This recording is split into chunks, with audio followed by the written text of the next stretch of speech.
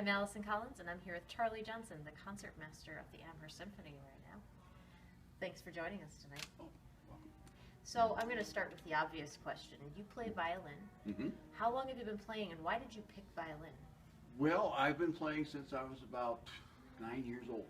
I took piano lessons for a year prior to that, and I remember hearing some other kids in the school playing violin, and I was fascinated by the sound of it. I almost picked the saxophone, actually, instead of the violin. I couldn't decide which one. And I think the local music dealer was the one that kind of talked me into, because he played the violin himself too, talked me into playing the violin.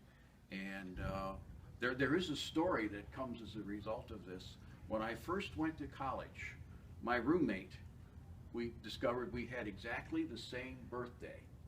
And not only born on the same day, but born about the same time of day. And guess what instrument he played? Saxophone. Uh-huh. So it was kind of a crazy coincidence that I almost ended up playing saxophone. That's wild. Yeah. So now, how long have you been playing with the Amherst Symphony? I've been playing as concertmaster since 2008.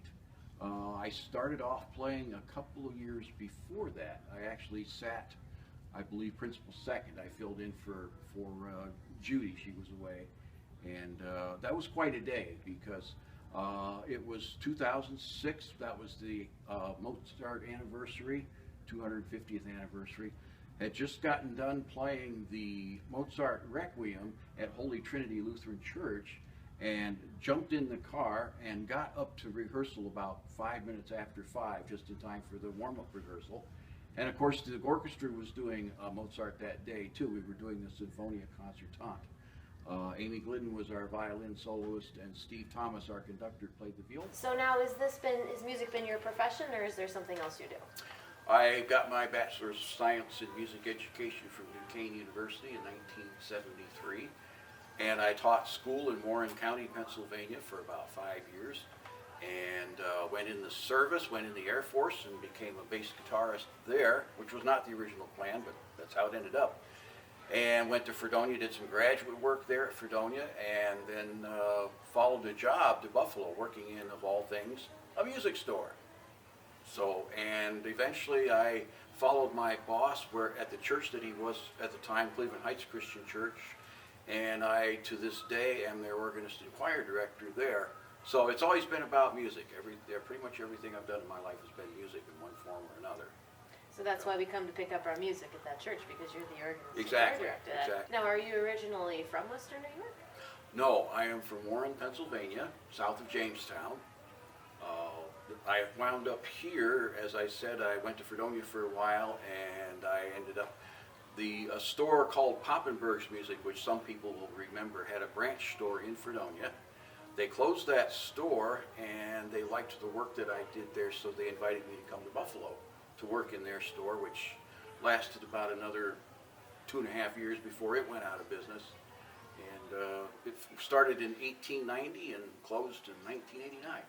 The store was in business for 99 years. That's incredible. Yeah. So what are your musical heroes or icons that inspire you?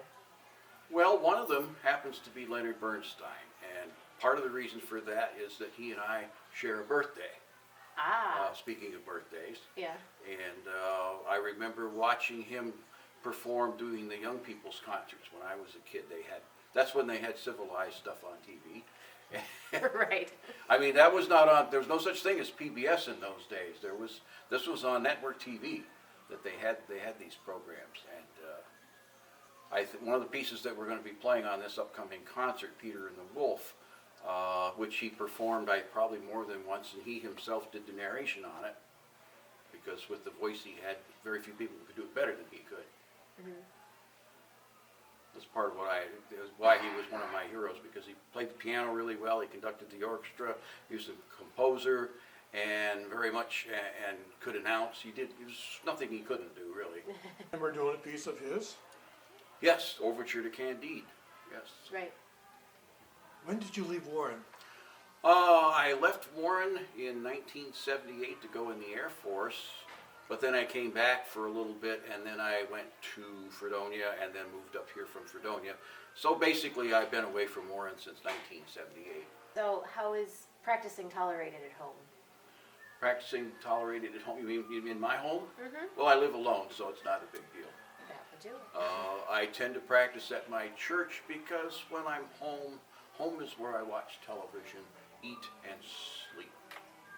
And so on the rare occasions I actually take my instrument home to practice, it usually doesn't get done. So I practice at church because it's much easier to do it there. Thank you so much. Oh, welcome.